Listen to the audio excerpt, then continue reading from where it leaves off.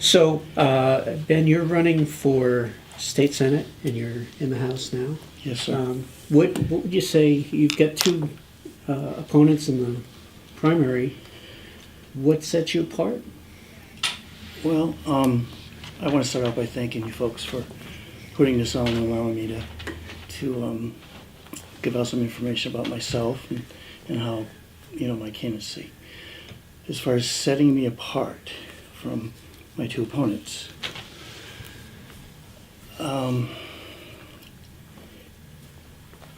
in some ways I think I have more experience. My career has been as a executive director of a nonprofit trade school and a benefit fund. And so actually for 11 years I was the CEO. So there's a difference between, as a CEO, I'm the only one that's operated in that world for an extended period of time.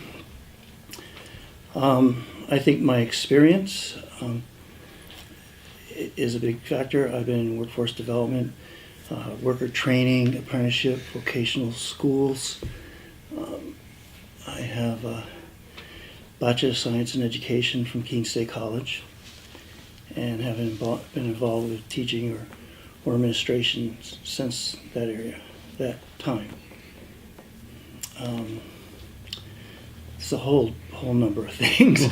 I grew up in the area. I went to elementary school in Keene, played Pop Warner football, ended up moving out to Swanzey, went to junior and senior high school there, attended Keene State.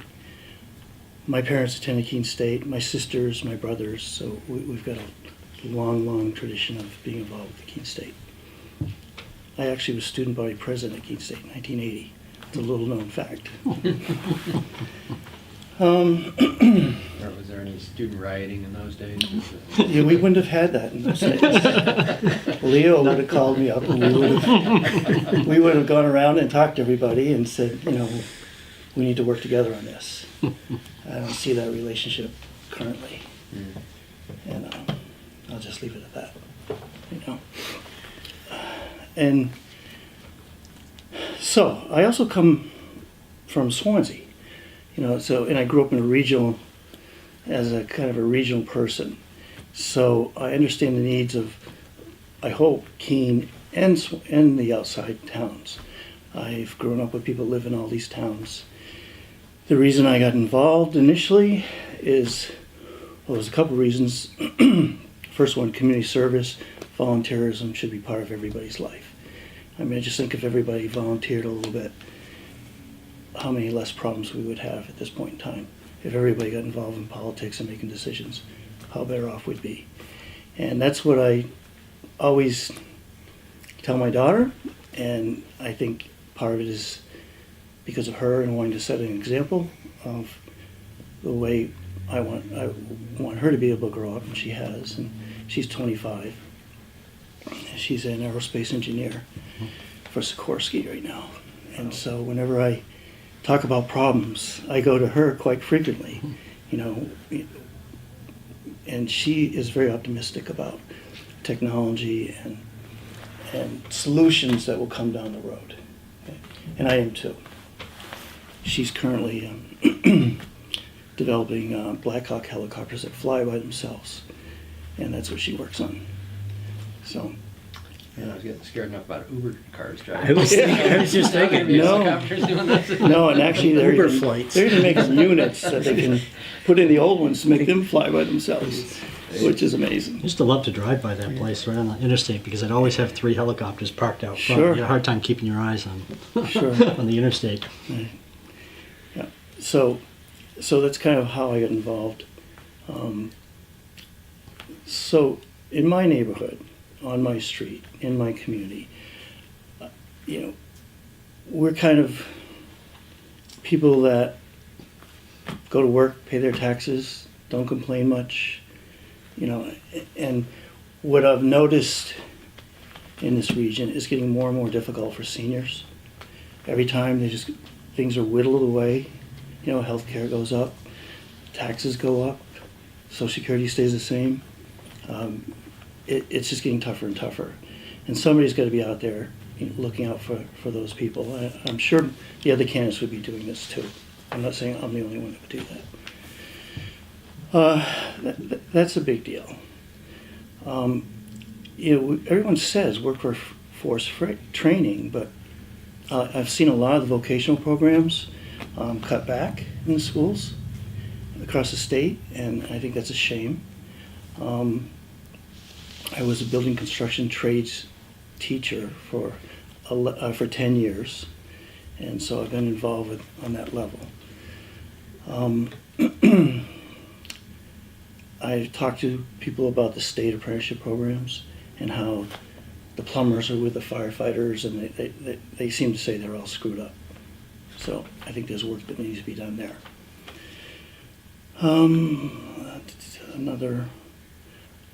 I guess I'm just going to leave it at that. I have a lifetime of being involved with the area, but not actually always living here. So I grew up, then I went and worked in Boston. I worked up in Littleton, New Hampshire as a teacher for 10 years. But we always had a family home. I actually live across the street from the home I grew up in. And, my constituents now, they know that they just pull in the driveway, walk up on the porch and say, Ben, we got to talk about this. And that's the kind of legislator I want to be. What if I might jump in real quickly and get you to elaborate a little bit more on the workforce development issue? Mm-hmm. To your view, what is lacking in our inability to more effectively match up these educational programs with the industries and the need in this state? Well, I think you need more involvement with the industries, and they have to be part of the process. They have to offer apprenticeship programs. They have to have skin in the game. And there has to be jobs when these, tied into the programs, into whatever apprenticeship or training programs that are available out there. They've done a good job at Keene State with the new center they built. I went to school there years ago. So I think it's connecting the jobs and companies that come in and tying that, even offering that as a benefit or as an incentive, I think is would be one of the solutions to our problems with bringing in new industry in Keene into this area. Actually, I asked my daughter, because she's 25, what would make you, what would be the things that would draw you to live in Keene, New Hampshire? And she said, and this is simplistic, she said, the first thing is good jobs, but not just manufacturing jobs. Work somehow, tax incentives or tax credits, bring in industry that is going to tie into the college and our workforce and keep our young people here working if possible. So that's one area.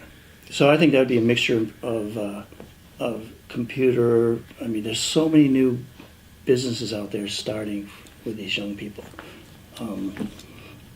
Anything from solar energy to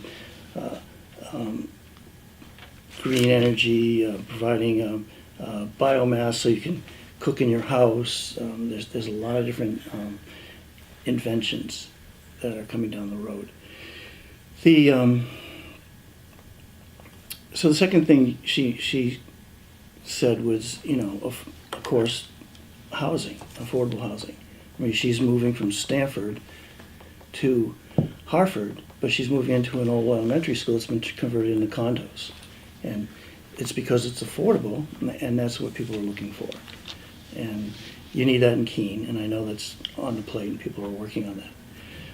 The third thing, which is the thing that I think Keene misses, is you need an environment that young people are going to be drawn to. And I said, well, what do you mean by that? Social. She says, well, theaters, music. She said, people are flocking to Austin, Texas. People are flocking to Denver in her age bracket. People are flocking to different places around the country. So in my mind, we should study what those people are doing and try to replicate some of the same programs. And young people need a social center. They need a community. They want streets that are blocked off that you can walk on. They want places to go in the evening. They have different needs than I'm 63 than my age bracket, though. So I think, and then what we could leverage here also is our outdoors, our climbing. I do a lot of hiking to Mount Monadnock,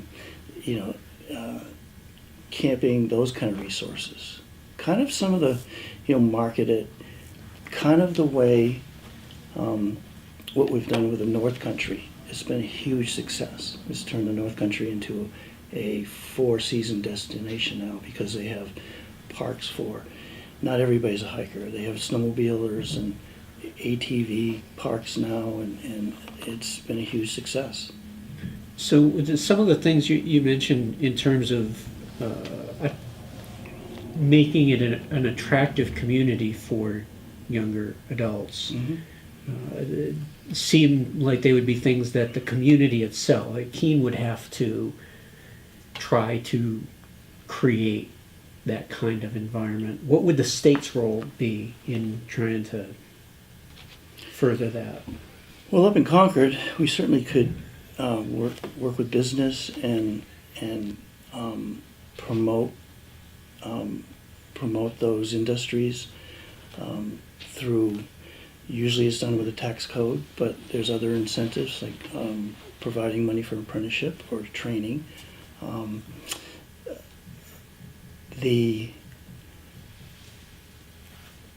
think when you go to Concord, I'm on the municipal and county government committee. There's 10 Republicans, 6 Democrats. So from day one, everything is bipartisan. If something's going to come out of the committee 16-0, and go to the floor, that's going to be a successful bill. If something's split down the middle, it goes nowhere. So it's going to have to be solutions that both the Democrats and Republicans like. And that could be on one side tax incentives, on the other side education. But you always have to look for these win-win situations and work together as a team. And part of the reason I want to go to the Senate is because I see the Senate working that way. Those people work together. I think it's just because it's a smaller group. Whereas in the House, you have real extremes, and the people in the middle sort of get caught in between people talking past them. That's just, and one of the main reasons I wanted to move into the Senate. What would you see? You mentioned the committee you're in the House. What would your priorities be as a senator? What committees might you want to try to get a spot on, and what would it be? Well, I actually didn't really want to be on the municipal and county government committee. I kind of avoided government for many years. I was working all the time. I was more interested in saving the state for tourists and bringing in industry and that sort of thing. And then, but once I got placed on it, and I think I was being punished because I didn't take any Democratic Party money. So they just said, we'll stick him there. And it's the busiest committee up there. And it worked out fine. I ended up liking it. But it provides an opportunity to bring in, I introduced a number of bills. For instance, I introduced a bill to have a $750 tax credit for people that took care of their elderly parents. I thought that was a win-win. I thought it would save money in nursing home care and that sort of thing. And also, it's better care for elderly people. That didn't go anywhere because you go to the Finance Committee and they're set. No, they're not going to decrease revenue, and that would decrease revenue or reallocate revenue. And it's just it's a committee of no right now. Another bill was if you had I introduced a bill if you had a handicapped child, fully handicapped. If you took care of that child at home, you're saving the state $50,000 a year. Why not give that person a local tax credit of $750? The reason I used $750 because it was the same tax credits we were promoting for the veterans. So it was kind of consistent legislation. That to me was a win-win, but they didn't see it that way. And in the Senate, when you come up with an idea, they'll take it and they'll work that idea so it works for people. In the House, they're so busy.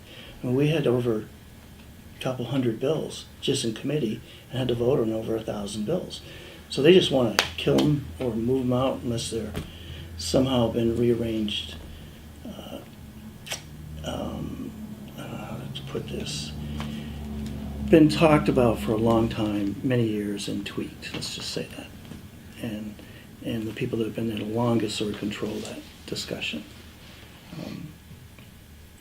So aside from the process, though, is if you're elected, is there a legislative priority bill, issue number one, that you'd like to bring to the attention of everybody? Bill number one. No, what would be your legislative priority if you're elected as a state senator? I would look for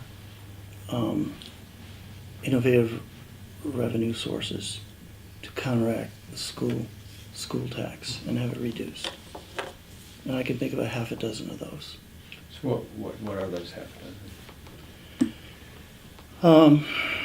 Well, it could be, give or take. It could be a few cents on the cigarette tax. It could be expanding. I was at Gilsum talking to a local store. They would like to sell bourbon and hard liquor, and I said I don't think that would pass. That would have a chance. But if we promote it as promoting local New Hampshire products, then it probably could get a bipartisan agreement on that, and that would be the way I would pursue that. But that's a small item. I introduced a bill for a 1% tax on gas transmission to the state of New Hampshire. We charge a fee whenever a truck drives gas through New Hampshire. It made no sense to me why we didn't charge a fee when gas goes through the state of New Hampshire, especially if it's going right through the state. So that bill was designed for $10 million worth of revenue to go back for roads and bridges. Do you mean natural gas transmission? Yeah, Okay. or propane, but. So is it fair to characterize some of these suggestions that you have as sort of small bites of the apple in various places and to add revenue rather than some proposal to change the tax? Broad-based. Well, not necessarily broad-based, but some sweeping change. I have a couple others. Yeah. People don't want to talk about it, but I think a tax on luxury items over $1,000, excluding cars and things you have to register because you're already paying taxes on those. So if you're going to go buy the $1,000 TV, you're not going to pay a tax. But if you buy the $1,500 TV, you pay a $25 tax, 5%. So it's after $1,000 going on. So you can make those choices. I like that kind of tax because the person has a choice if they're going to spend that. And do you know, have you estimated what that might raise? No, that's one thing I have not been able to come up with that. But yeah, I would start there. I would find out. I had a couple other ideas, big ideas concerning that. There was one. The thing about when you get up there, these discussions have been going on all the time. Everybody is talking about this. They've been talking about it for years. So you have to pick the areas where you think you can make some progress, work together, and come up with bipartisan solutions. So you'll find me talking about things that I think we could work together on. I'm going to leave it at that. In talking about raising some additional revenue, you mentioned using that to reduce the school tax. You mean the statewide Yes. school tax? Do you see also opportunities that you would find for reducing spending, or is it just a question of raising No, more revenue? I think it, and I know for anything to get done, it's gonna have to be done on both sides. You're gonna have to control spending, and a lot of times there'll be give and take on that too. But yeah, people don't like to hear it, but we have a revenue problem, we also have a spending problem. Where have you seen that in your couple of years up there? Well, I don't wanna go into any individual agency but I'll give you an example. No, I don't want to do that because it's just going to upset. You know, to get the opiate bill through, we had to buy 15 brand new state police cruisers. That kind of thing. So you have those trade-offs. Whether, you know, I think that's part of the process. You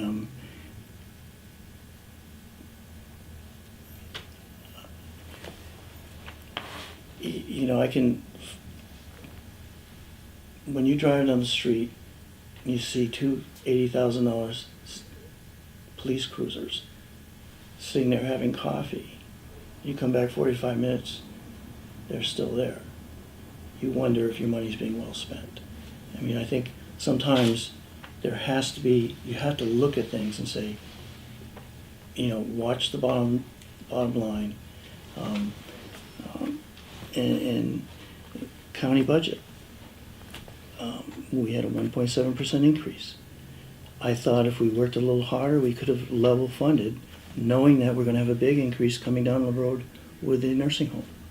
So I was the only member that voted against that. And that's because I thought it was kind of preordained. And they kind of said, well, the public this will be okay. And I didn't agree. I wasn't going to do that with the people that live on my street. So we'll use your segue here and talk about the opioid crisis, which is, you know, this community, like so many, is in the midst of a crisis. Sure. It's pretty generally acknowledged. And I think it's also generally understood that it requires a multi-pronged approach to deal with. Mm-hmm. Everybody's got various forms of sort of the same plan. What would your priorities be to deal with this crisis? Well, one thing is, I think towards the end of this last 2 years, everybody jumped on this and everybody's working together to solve this problem or help solve it. There's a couple things. The big thing is, for everybody I talk to, is long-term halfway houses, that type of care. They say that all the treatments that don't necessarily work.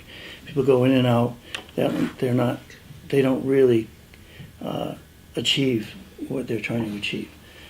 So, but I'm not saying that has to be necessarily a huge expense. In some ways, I think there has to be accountability too. People using, I think there's an example in Troy where we have it's not opiate, but we have veterans that have a farm up there, but they all work, they take care of the place, and it covers its expenses.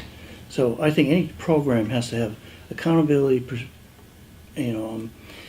participation. Let's say you stay in that program, but you have to work and you have to pay a certain amount of rent, and that's as opposed to going to jail or something else. So I think that's important to me. So those kind of programs could take a year, but they shouldn't be that expensive, hopefully. I say that, but and then the other thing is, I've talked to a lot of police officers, merchant marines. They say that drugs come up with the Dominican Republic, they go to Lowell, Mass, they jump in cars, they drive them up here across the border, across our borders, and all of a sudden you're getting fentanyl, which is equivalent to poison, as far as I'm concerned, because if you got 1,000 hits of fentanyl, you're going to kill a certain amount of people. These drug dealers know that. And we need to toughen up on penalties for those kind of transactions. People bringing them into the state. as far as I'm concerned, it should be attempted murder, basically, because that's what you're doing. If you were giving poison to people in bottles of water, it would be murder, attempted murder. And it's basically what they're doing with fentanyl. They're lacing heroin with fentanyl, and it's killing people at, I think, 6-8 times the rate as heroin used to kill before. So, that's just my opinion. But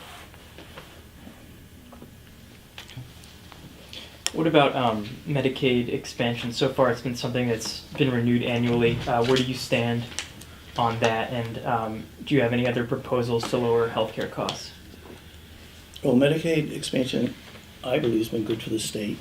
It's brought in a lot of money, and it's just in general the right thing to do. I think we, as far as lowering healthcare costs, that is, that's a tough one. I'm not sure. I don't, I have to say, I'm not sure at this point how we would lower healthcare care costs. But I know they need to be lowered.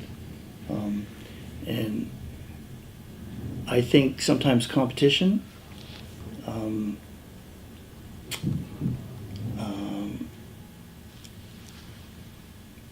I think you could pass laws that doctors have to publish what they charge. You could pass laws that dentists have to put out there in their webpage what they charge. I mean, I think sometimes competition is stifled a little bit.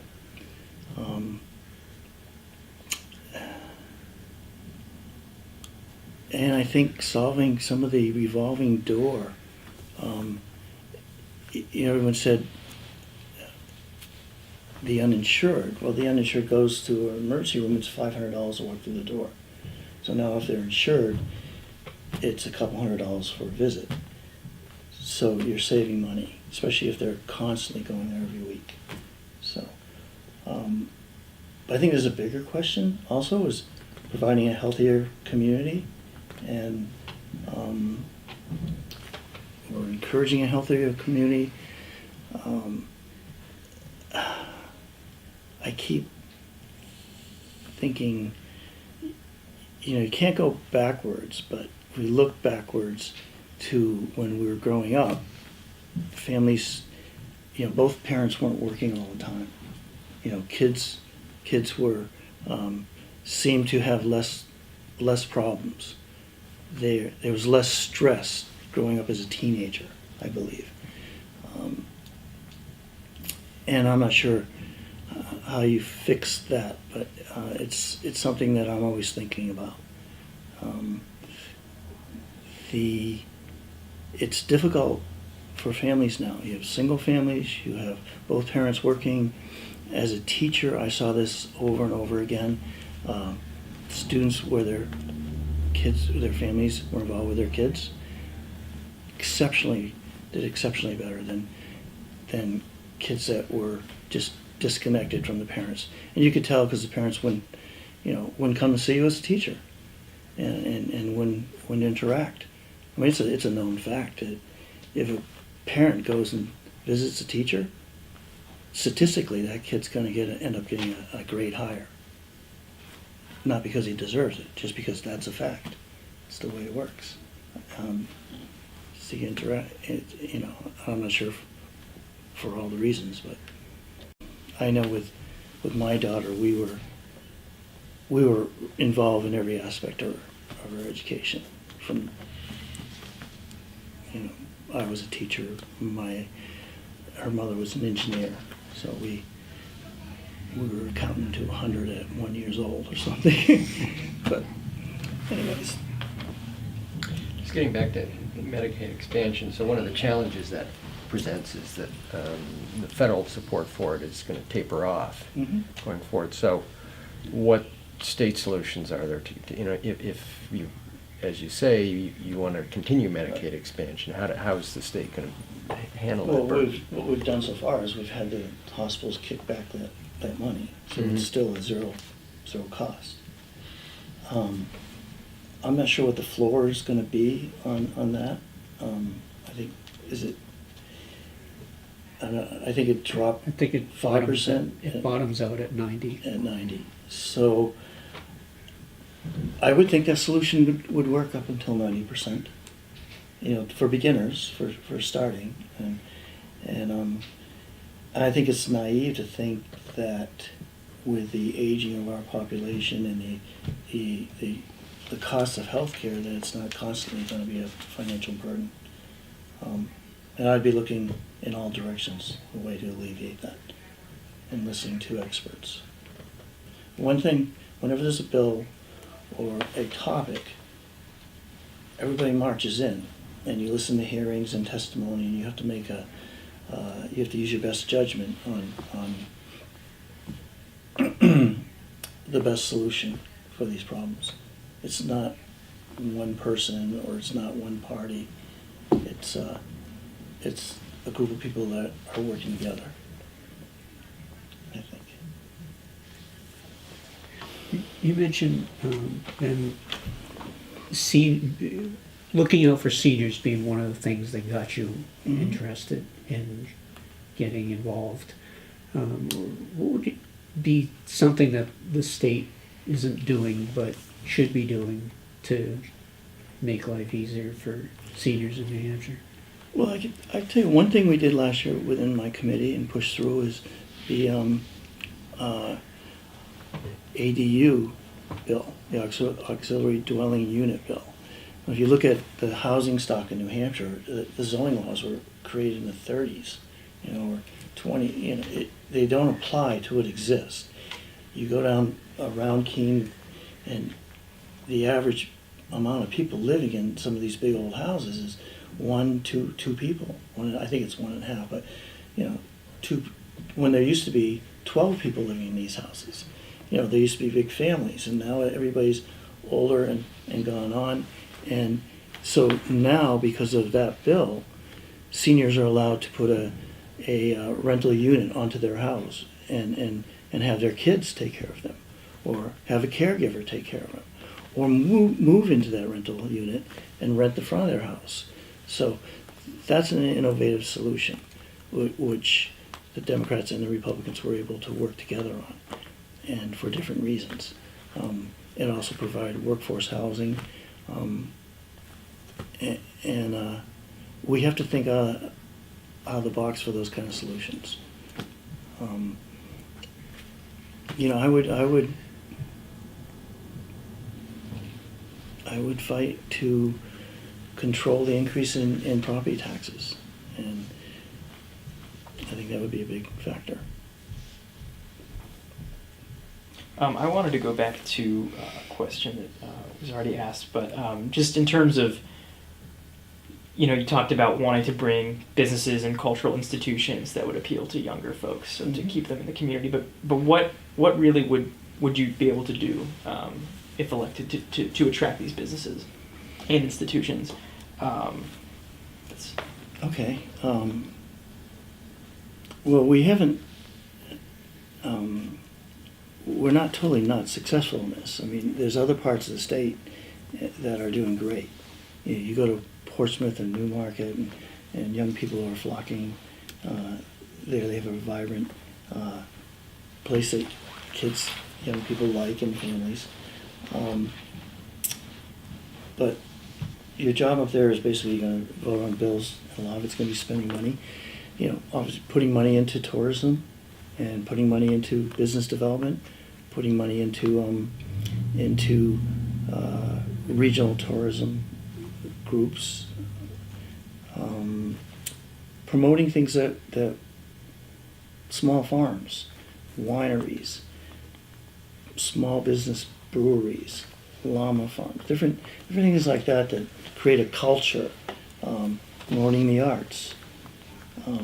I think Keene was really, you know, with the remake of downtown, they were really heading in the right direction.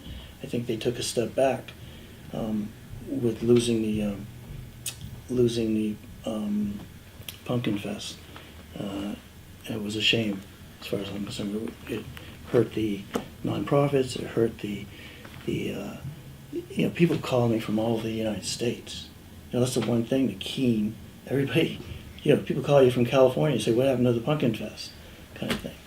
So if you want to be, have these kind of things for families and young families and kids and young adults, you know, you have to keep those things going, and you have to manage them.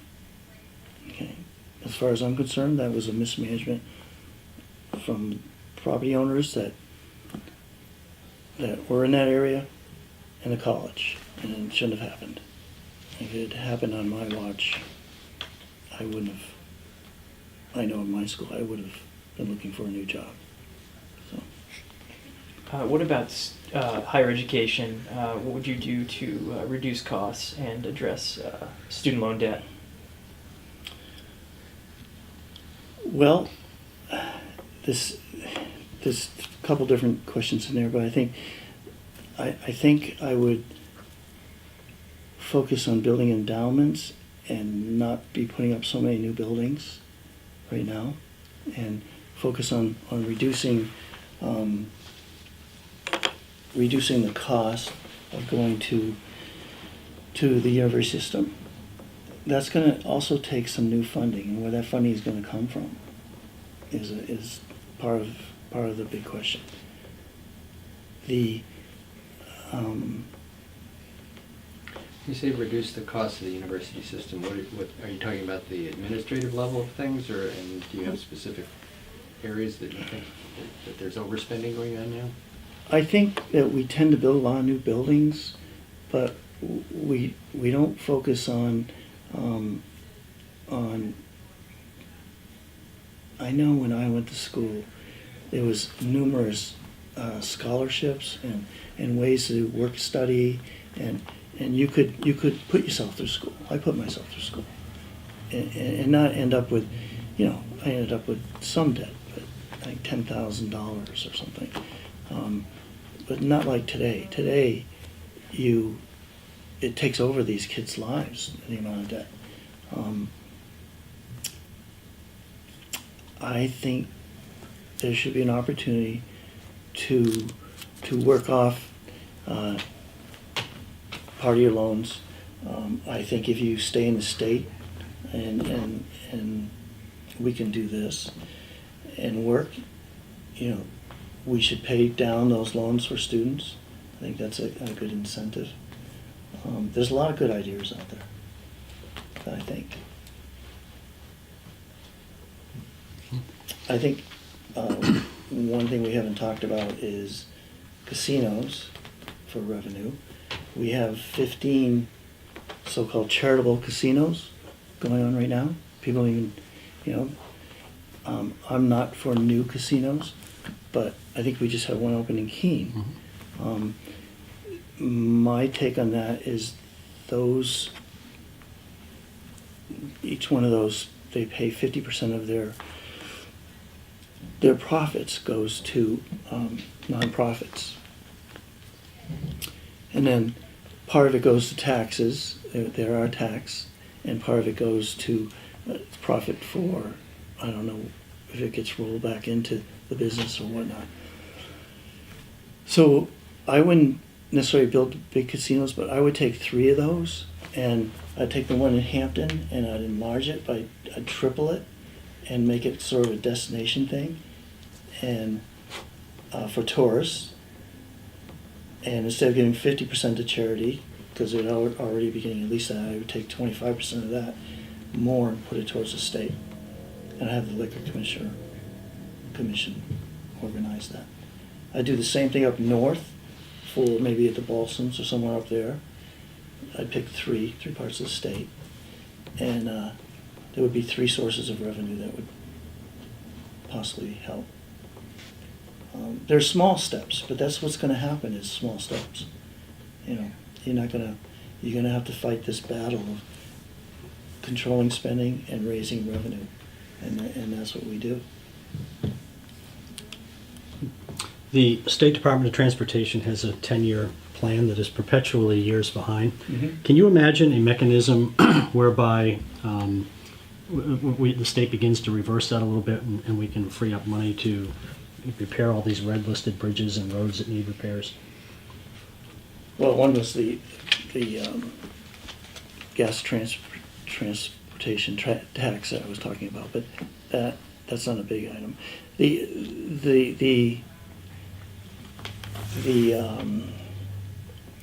I guess there's two parts to this. One would be, the gas tax revenue could be increased. But the other part is you have to prevent that revenue from being stolen and spent somewhere else. Not stolen, but, they have, New Hampshire has this, you raise revenue for one purpose and then they take it and they spend it for other purposes sometimes, which I would avoid. I'd be against that.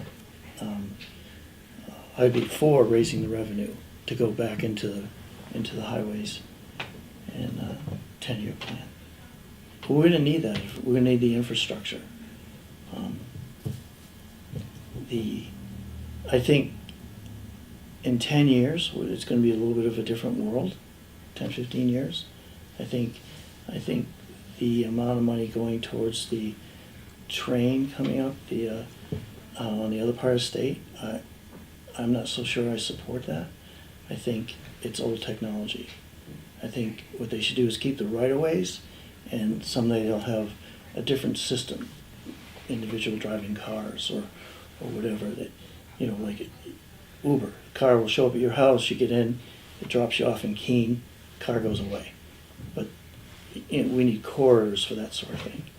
And I think down the line, technology is going to catch up and change life the way we know it in 10 or 15, 20 years. But if driverless cars are using all the old railroad lines, aren't they going to hit an awful lot of joggers? Some of them. I'm sure we'd solve those problems. I imagine, I know that some cars now will spot a deer through infrared, at a couple hundred yards away. And you will never see that, even in the woods, on your screen, which is amazing. So.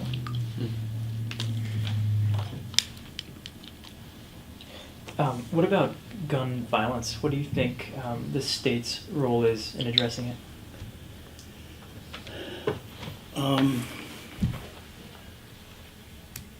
So I'm going to try to make this pretty simple. I support the right to own guns. I grew up I represent Swanzey and Richmond, two very kind of rural areas. I have rifles that were my grandparents and that sort of thing. I am against the trade show loopholes, and I think assault rifles should be registered.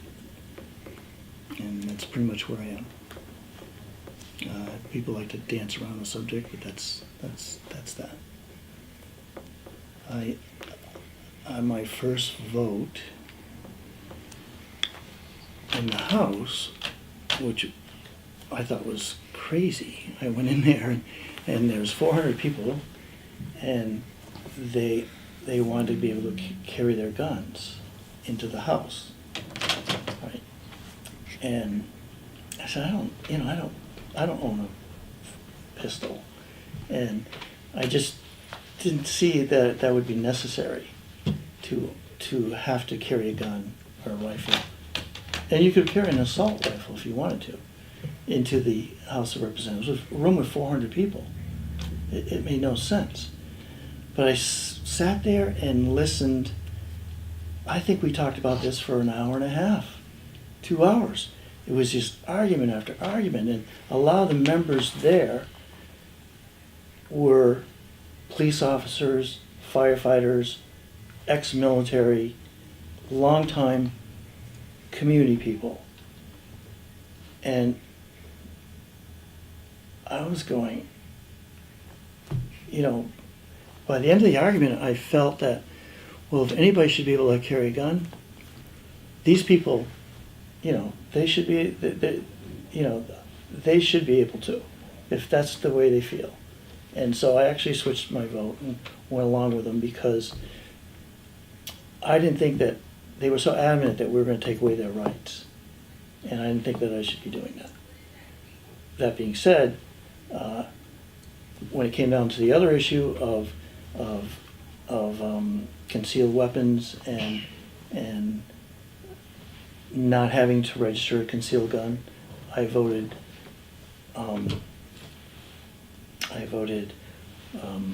against loosening up those laws. So I'm kind of a little bit on both sides of that issue. You know, I mean, I believe in, you know, after, you know, sometimes when you listen to the debate and you hear that, you know, you're taking away my rights, you got to stop and think, you know, you got to look at both sides of the issue. And plus I knew that was the general feeling of the whole body, the majority of the body. So that's how that rolled. Ben, you, in several of the bills that you were involved in the past session were related in some way to energy projects. Sure. And eminent domain rights, as you mentioned, that the gas transmission tax. New Hampshire clearly has high energy costs. Sure. How can the state help lower those without major energy projects like a gas pipeline, or is that fine, and how do you deal with that? Well, there's a number of different issues, like you have Northern Pass, you have the pipelines. I represent Richmond and Swanzey. So the first thing is, they were adamantly against, and they were just getting plowed over, as far as I was concerned. So my bills were mostly giving, tightening up eminent domain laws to strengthen the rights of individual landowners. Okay, so if you're going to take a property and you're going to dispute it, the company taking the property, you know, the multi-billion-dollar company is going to pay for your legal fees, and those kind of bills. I understand the need for a wide variety of energy. I'm not, as far as Northern Pass, I'm okay with Northern Pass if they bury as much or most of it. I mean, one of our hugest resources is the mountains and the 4,000 footers and all the tourists going up there to ski. And we start tearing putting these towers and you change the face of New Hampshire. And so I'm not totally against it, but I'm against, I want it to be done right, that kind of thing. We do an arbitrary restriction on solar energy and alternative energy. I mean, people don't understand this, that I sit in these committees and the lobbyists walk in and say, well, we're only going to allow 1% growth on solar energy. We're only going to allow it to be 1% of our energy grid. It's arbitrary. So I think we just got them to double it to 2%. But I'm not sure, I think those numbers are right, but they may not be correct. But the point is that it looks like we're raising it, but they're really limiting it. Why do we have a cap on it at all? Why is there a cap on solar energy? Was it a cap on how much can be fed back into the system? Yes. Versus how much of our overall energy could be solar? Well, yes, and the amount of Reggie funds that we're going to go towards the subsidizing of that. Yeah. So, What's your position on Reggie? we should leave it alone, and we should use it the way it was designed to be used. We shouldn't be robbing it for other budget issues. So outside of big pipeline type projects or Northern Pass, people talk about renewable energy projects, which everybody seems to be for. Let's do renewable stuff, but when they come up, wind farms, big solar arrays, people have the same kind of, I like the idea, but don't put it near me. Sure. Kind of reaction. What should the state be looking to do? Or Well, there's a balance there, but it's, certainly we shouldn't discourage people putting it in their own homes, for one thing. As far as large solar projects, I think like Peterboro's planning, Swanzey was looking at one. You know, they have to go through the government process, and if they're not supported, it's not going to happen, I think. Personally, I would like to see us 10 years, 10%, 20 years, 20%, alternative energies. That would be what I'd like to see because of what's happening down the road. There are other energies too, and this is one of these things where I think technology is going to step in and help someday. And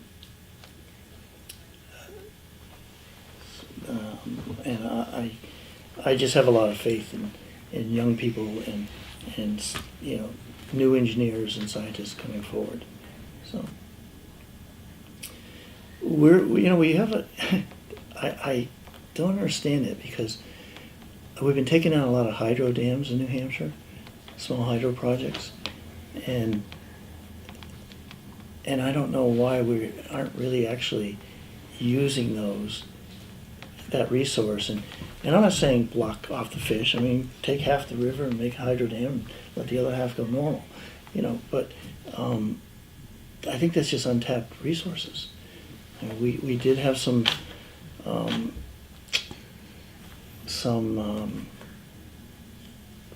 wood chip power plants up north.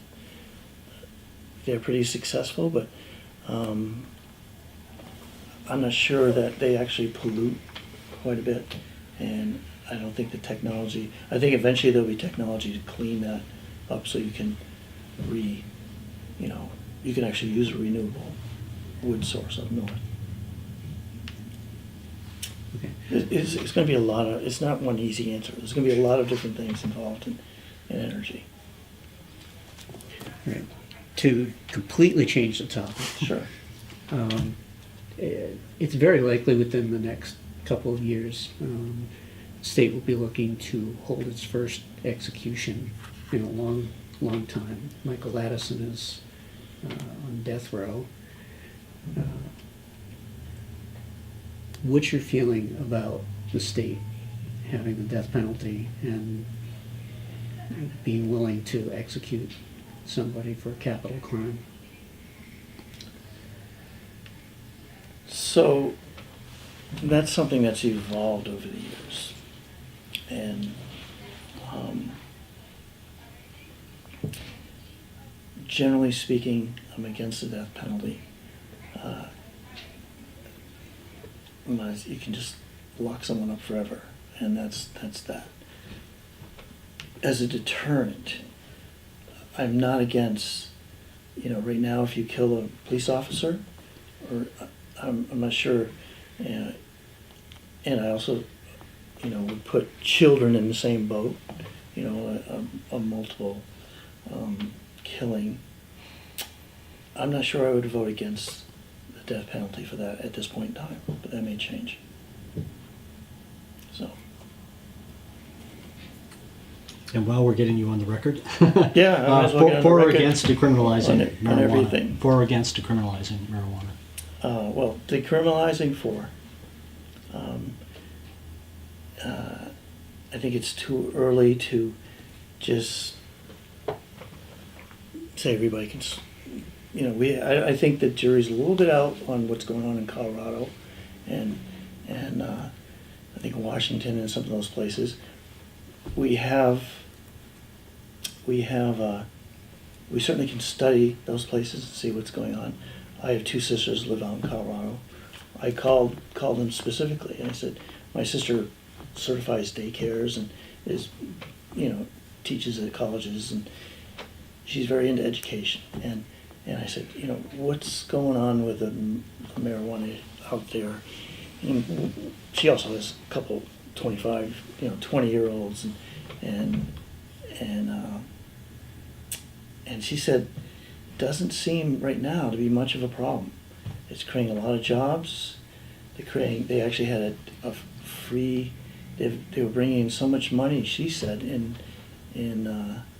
in the county and state that they had a couple tax-free days where they gave rebates back to people paying taxes.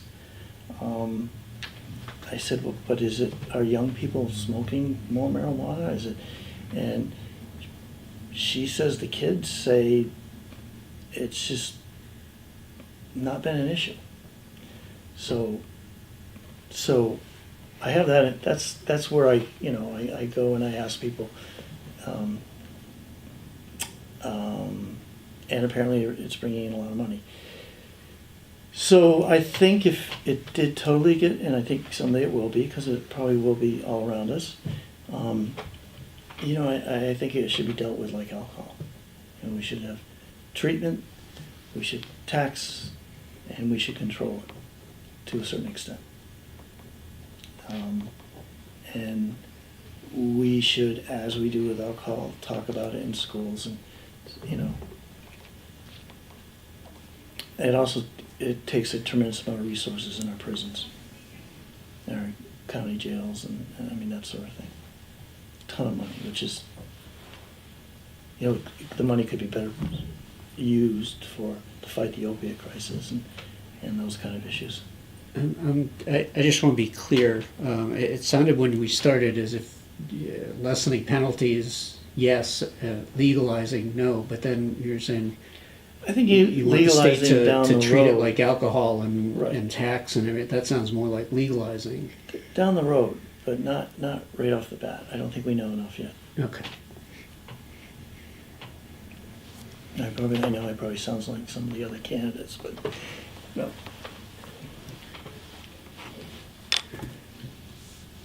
Well, that's all I have on my list. Is there anything else that you wanted to get across? No, I think it's important to know that it's a lot of work up in Concord, between bills and it really is, for the most part, a 30, 40-hour week job. And going in the Senate's going to be, I believe, twice that, as far as you have twice the committees to be on. And I think my past, I have 100% attendance. I think that's important. When you have representatives in this county that have less than 25% attendance, yet they complain on how you vote, which kind of irks me. But my constituents that know me know that I'll do the job, and when I can't do the job and can't give it 100%, I would move on. That's just all I have to say. All right. So, Thank you for your time. thank you.